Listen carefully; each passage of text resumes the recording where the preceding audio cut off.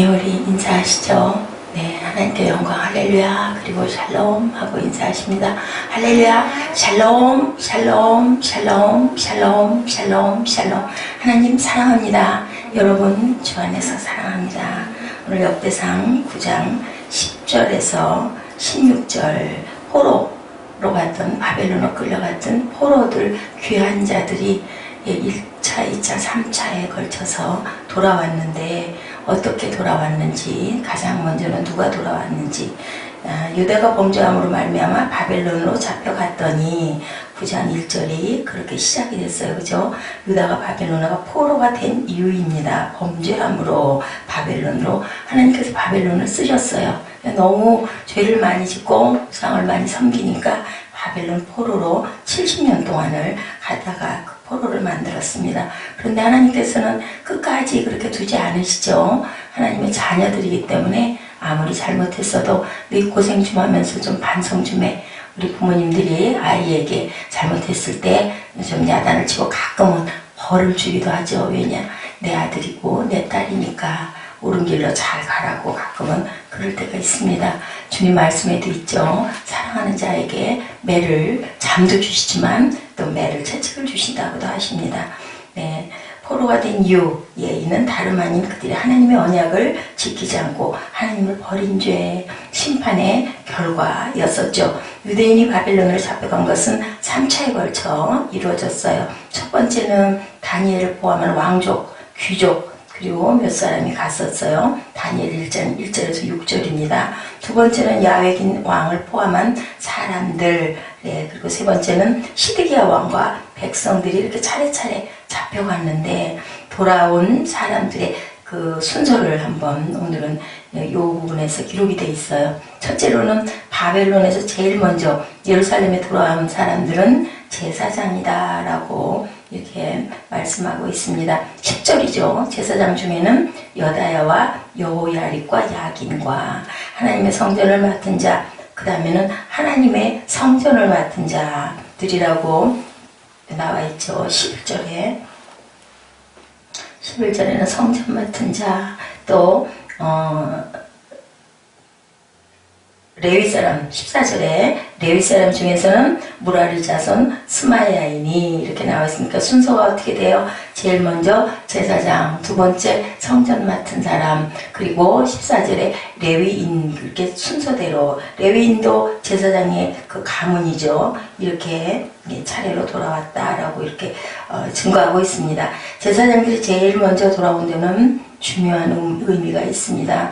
폐허가 된 예루살렘을 회복하기 위해서는 종교적인 차원에서 손상된 하나님의 영광을 회복하게 하기 위해서, 그러니까 우리 쉬운 얘기로 제일 먼저 하나님께 기도하기 위해서 기도할 수 있는 제사장, 그때는 제사장들이 제사를 드렸었죠. 지금은 우리가 아무 때나 주님하고 부르고 기도하면 되지만 우리 몸들이 다 성전이기 때문에 그때는 따로 분리가 돼 있었죠. 왕이 제사장 노릇했다가는 사울처럼 혼이 나서 쫓겨나는 그런 수가 있고 죽기도 했습니다. 그래서 이렇게 제일 먼저 제사장들을 돌아오게 했다. 언제나 하나님과의 교제 회복의 첫 과제, 먼저 우리가 기도하는 거. 그때는 제사장이었지만 지금은 뭐예요?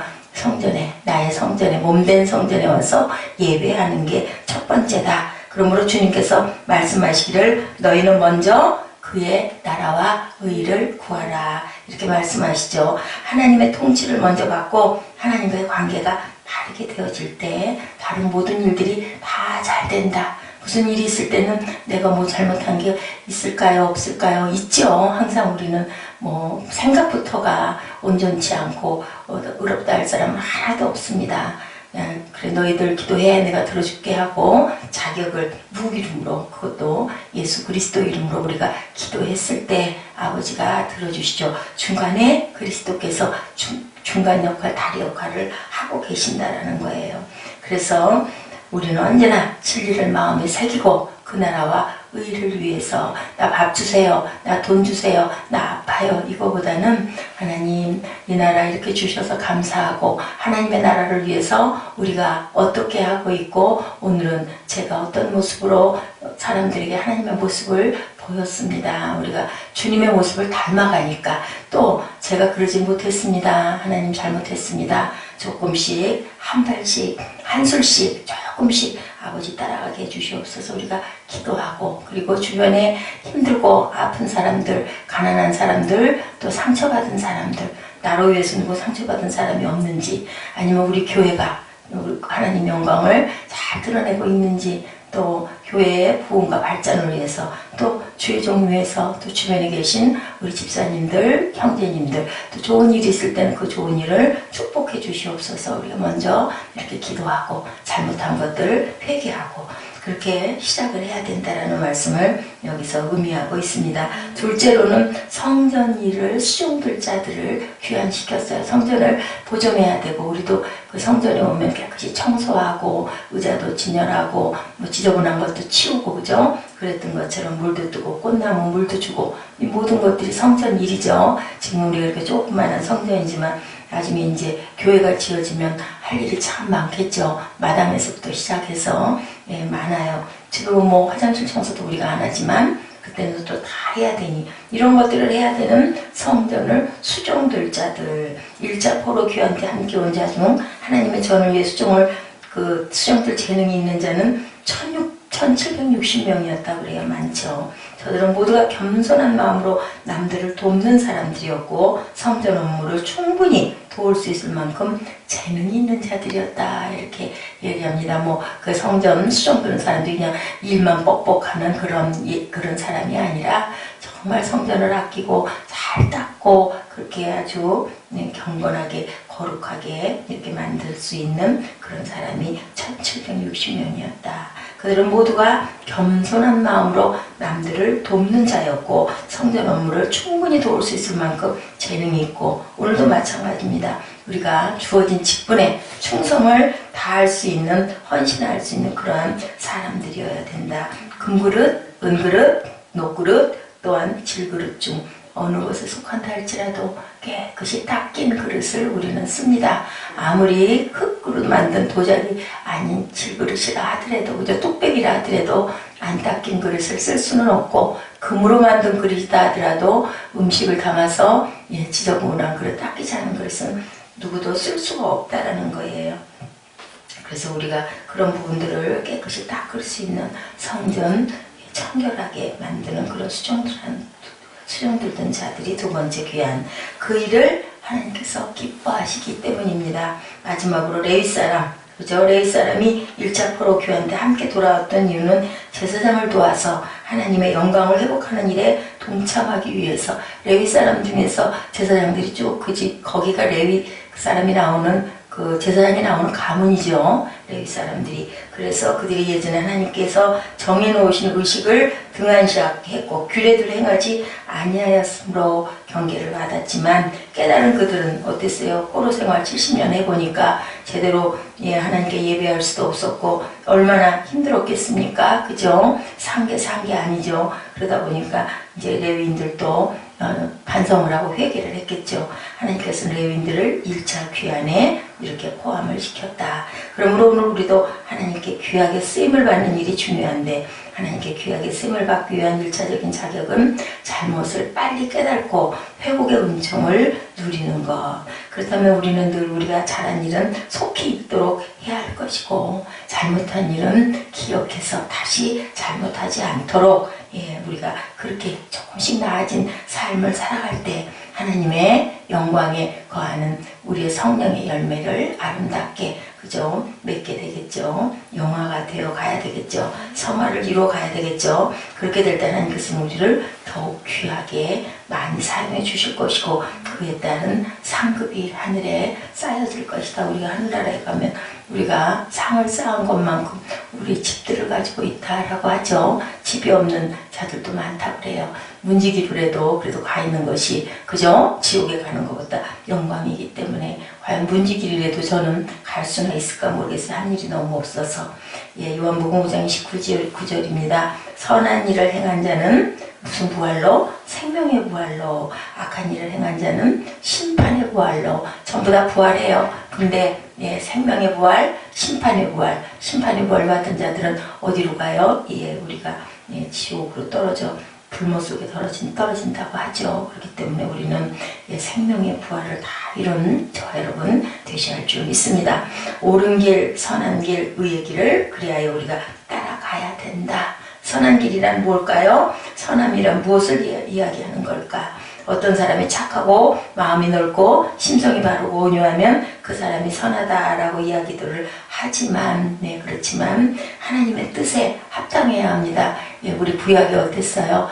선하지 죽여라 너희들 적들을 이렇게 죽여 내가 너희 나라를 이기게 해줬으니까 했는데 사울 같은 경우에는 아주도 의젓하게 너그럽게 살려서 하수르를 보내다 보니 나중에 그들에게 먹히는 결과가 됐습니다. 우리 적은 단호하게 처벌할 땐 또 처벌해야 된다. 무슨 뜻에 따라서 하나님의 명령이 특별히 있었을 때는 생명이 귀하지만 하나님의 음성을 들을 줄 알아야 된다. 마음이 넓고 심성이 바르고 온유하면 좋지만 주변 사람을 도와주고 성내지 아니하고 비방과 험담이 아닌 사랑과 겸손의 말을 하는 사람들, 그러나 진정한 선은 하나님의 뜻대로 행하는 것, 내 주여 뜻대로 행하시옵소서. 찬송있죠. 우리가 공평과 정직과 또한 공의다. 솔로몬은 선한 길이 공의와 공평과 정직이라고 이야기합니다. 선한 일을 하고 싶을 때 공의와 정의와 정직을 행하십시오. 주 안에서, 하나님 말씀 안에서 참으로 선한 사람이 되고 싶습니까? 공평하고 정직함을 소유하기를 기도하십시다. 이 땅에서 사라지고 있는 정의, 교회가 회복되도록 골짜기가 메워지고 모든 산과 작은 산이 낮아지고 굽은 길이 곧아지고 험한 길이 그렇게 했을 때 평탄해질 것이요. 세례요한의 말처럼 하나님의 공의는 바로 뭐예요? 예수 그리스도. 예수 그리스도와 그로 인한 구원 앞에서 누구도 하나님의 공의와 공평을 불평할 수가 없다. 비단 그뿐 아니라 교회는 세상을 향해 정의와 정직을 외쳐야 한다. 목소리보다는 공의롭고 정직한 공동체가 되어서 그 본을 보여줘야 되겠죠. 그것이 바로 하나님의 영광입니다. 세상의 방식이 아닌 하나님의 공의로우심과 정의, 정직함으로 만들어져가는 공동체. 참 어려운 말씀입니다. 우리 교회가 만약에 조금 좀 부흥이 되고 사람들이 좀 많이 드나들고 하면은 또 자칫 잘못하면 교만하게 돼요. 그죠? 그리고 어려운 교회나 조금 약한 교회 보면은 썩 인사도 안 오고 또 나보다 좀 나은 교회 목사님들 보면은 그냥 허리를 90도로 꺾어서 인사하는 거 하나님이 어떻게 보실까? 그죠? 약한 자, 가난한 자, 또 소외된 자를 우리는 더 품어주고 사랑할 줄 알아야 된다. 어려운 이야기입니다. 누가 나는 잘할 수 있어 그렇게 자신할 수가 없죠. 그 한시사 해석가가 신문을 통해 우리 문화에 점점 확산되어지면서 수면 위에 실체를 드러내고 있는 성적인 사악한 행동들에 대한 이야기를 했다고 그래요. 그는 얼마 부도덕한 생활 방식을 조장하는 특별한 이익단체들의 압력에 의해 마지못해 다시 사과 기사를 게재했대요. 하나님께서만 절대적인 그 도덕 기준을 가지고 계시다고 믿는 우리들에 대한 일반 사회에서는 바보 취급을 하죠. 그들은 우리들에게 비도덕적인 행동에 대해서 반대하지 않도록 경고합니다. 우리의 현재 상황은 에레미야 선지자가 당면했던 그 상황과 놀랍게도 너무나 흡사하다라고 이렇게 얘기하고 있어요. 그 시대의 사람들은 수치를 몰랐으며 어떤 타락한 행위에도 부끄러운 줄을 몰랐고 에레미야 선지자는 하나님의 분노하심을 외쳤죠. 그래도 아무도 그것을 귀담아 듣지 않았습니다.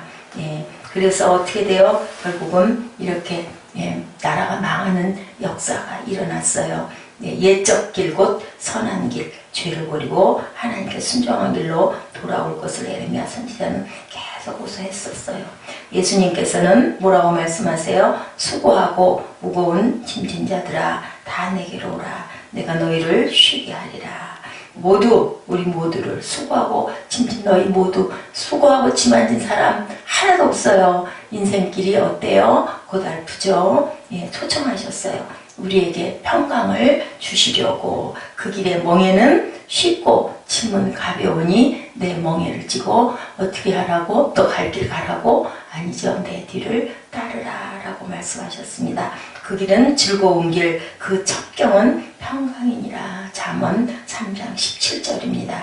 잠언 10장 9절입니다. 바른 길로 행하는 자는 걸음이 평안하려니와 굽은 길로 행하는 자는 드러나리라. 어떤 길? 굽은 길, 곧은 길, 그리고 어떤 길? 배로가 아닌 소로. 하나님의 길은 힘들다. 그래도 주님의 가신 그 길, 십자가의 그 길을 따라가며 우리가 잘못한 것 회개하고 하나님의 공의와 정직을 위해서 우리가 나아갈 때 아버지께서 우리를 사랑하고 기뻐하시고, 그리고 우리의 집이 조금씩 조금씩 천국에 아름답게 지어져 갈 줄로 믿습니다. 오늘 하루도 승리하는 하루, 주님만 섬기는 하루, 주님만 예배하는 그러한 하루가 되시기를 주님의 이름으로 축복합니다. 기도하시겠습니다.